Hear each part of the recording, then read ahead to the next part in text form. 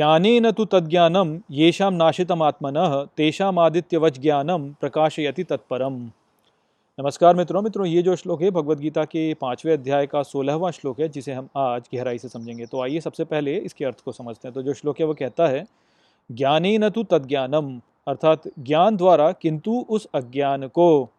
येषाम नाशितम आत्मनः, अर्थात जो नष्ट करता है स्वयं को,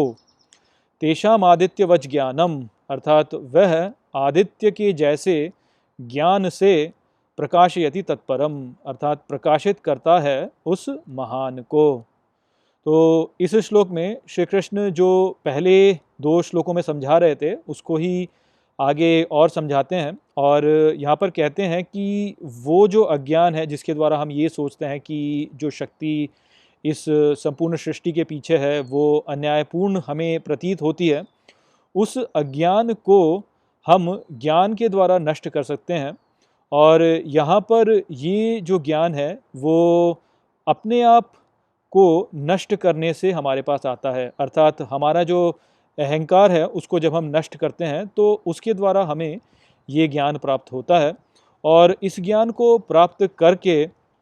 हम आदित्य, जो कि सूर्य देव हैं, उनका वो वाला रूप जो कि ज्ञान से संपूर्ण सृष्टि को प्रकाशित करता है, वो तो हम उस आदित्य के जैसे ये जो ज्ञान है इसको सभी जगह फैला देते हैं। तो यहाँ पर जो मूल संदेश है श्री कृष्ण का वो यही है कि हमें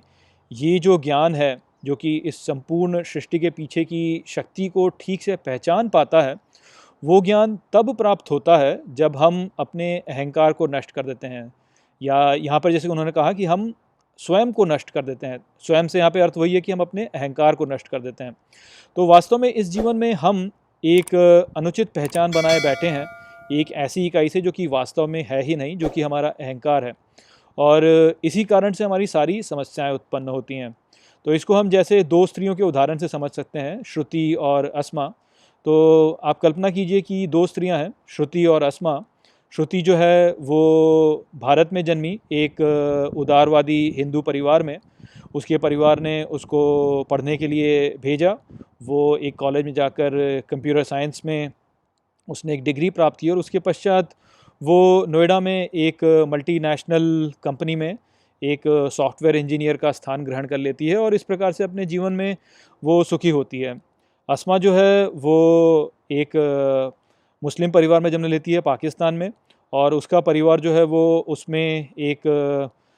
पारंपरिक मुस्लिम जो पत्नी होती है उसके संस्कार डालता है, और वो एक सुसंस्कृत मुस्लिम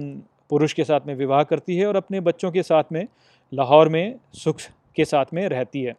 तो यहाँ पर हम देख सकते हैं कि ये दोनों ही स्त्रियाँ वास्तव में अपने जीवन में सुखी हैं, किंतु यदि एक स्त्री दूसरी स्त्री के जीवन को देखे तो उसको ऐसा लग सकता है कि दूसरी स्त्री का जीवन जो है वो वास्तव में एक दुखी जीवन है। श्रुति ऐसा सोच सकती है कि अस्मा जो है वो अपने संपूर्ण स्तर तक नहीं पहुंच पाई, वो क्योंकि अपने जीवन में जो व्यावसायिक जो सक्सेस है उसको प्राप्त नहीं कर पाई, तो इस प्रकार से उसका जो जीवन है वो सफल नहीं है बल्कि असफल हो गया। तो इस प्रकार से वो सोच सकती है कि अस्मा दुखी है। अस्मा भी जो है वो श्रुति के बारे में ऐसा सोच सकती है कि श्रुति जो है वो अपने व्यावसायिक जीवन में इतनी व्यस्त रहती है कि उसके पास में अपने पारिवारिक जीवन को समय देने का अवसर नहीं है, और इस प्रकार से वो अपने जो पारिवारिक जीवन है उसका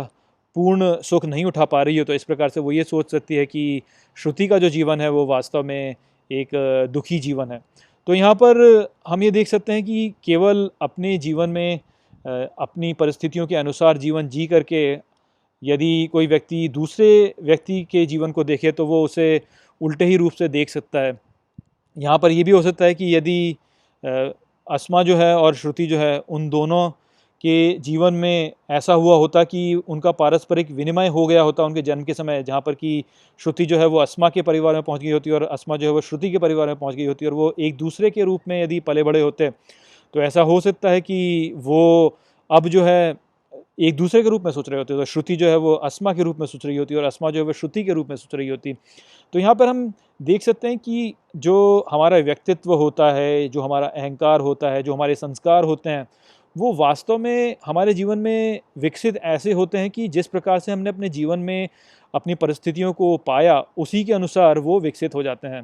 तो ये जो इकाइयाँ हैं जो कि हमारे भीतर हैं,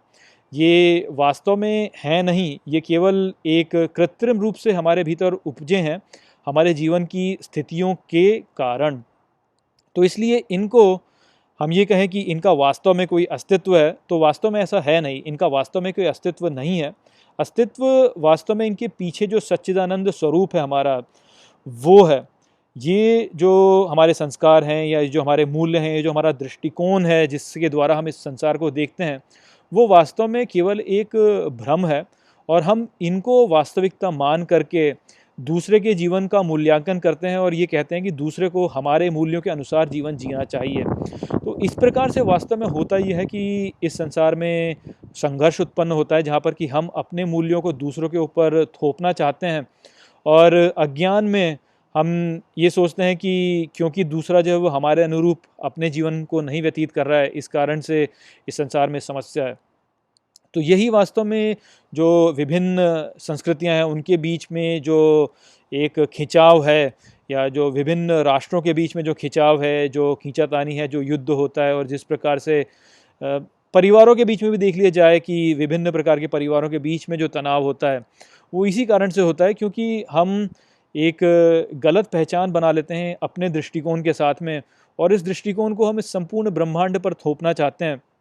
और जब ऐसा नहीं होता है तो हमें कष्ट होता है और उसके द्वारा संघर्ष उत्पन्न होता है। यदि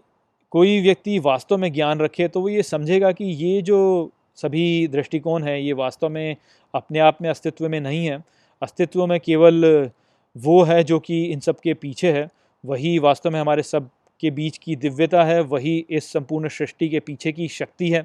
और यदि हम उसके द्वारा अपनी पहचान को जोड़ें तो फिर हम तटस्थ होकर इस संपूर्ण सृष्टि को देख पाते हैं और तब हम ये समझ पाते हैं कि वास्तव में क्या है। तब हम ये समझ पाते हैं कि अस्मा भी सुखी है और श्रुति भी सुखी है, और न तो अस्मा को श्रुति के ऊपर अपने मूल्यों को थोपने की आवश्यकता है, न ही श्रुति को अस्मा के ऊपर उसके मूल्यों को थोपने की आवश्यकता है। दोनों ही यदि एक दूसरे के साथ में परस्पर प्रेम के साथ में रहें तो दोनों ही सुखी रहेंगे,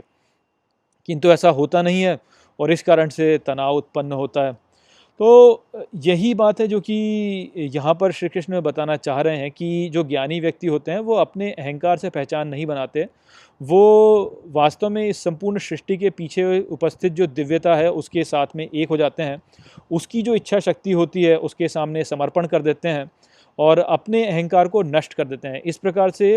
वो मुक्त हो जाते हैं, उनके मन में कोई तनाव नहीं रहता और वो ये समझ पाते हैं कि वास्तव में क्या सत्य है और क्या असत्य, और इस प्रकार से वो इस संसार में एक उचित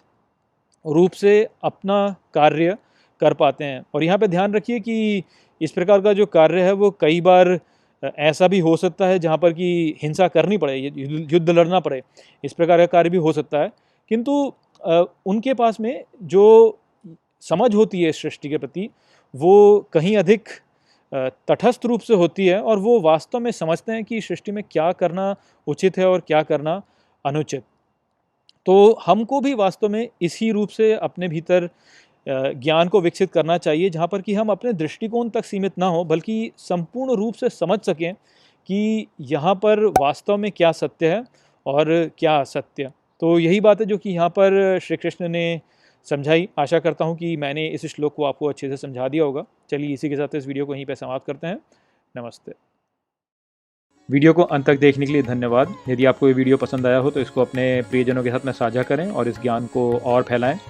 यदि आपके पास कोई भी प्रश्न है तो मुझसे इंस्टाग्राम पर जुड़िए, वहाँ पर मैं हर शनिवार रात को एक लाइव Q&A सेशन रखता हूँ और आप मुझसे वहाँ पर अपने प्रश्न पूछ सकते हैं। जय श्री कृष्ण।